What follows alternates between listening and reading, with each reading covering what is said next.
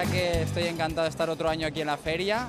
Creo que es un grandísimo evento y que sea el mismo fin de semana que el Gran Premio es especial porque tenemos a los moteros reales y el que le gusta la moto disfruta de corazón porque tienes todo tipo de motor, espectáculos como el de mi amigo Emilio Zamora, un mogollón de cantidad de cosas.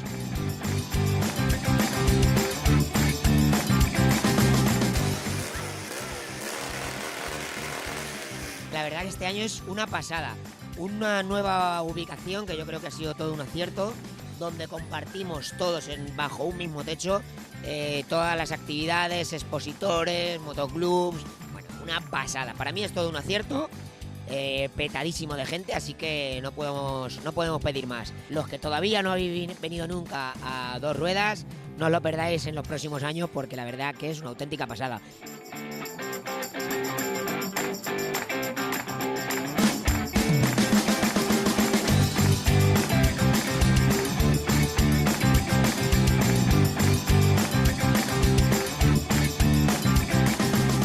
Aquí otro año más en el Salón Dos Ruedas, que la verdad que este año está siendo todo un éxito, aforo completo todos los días y ha sido mucho mejor porque la gente interactúa más en ambas partes y nada, la verdad es que está siendo todo un éxito. Os esperamos el año que viene en la próxima edición, que será mucho mejor todavía.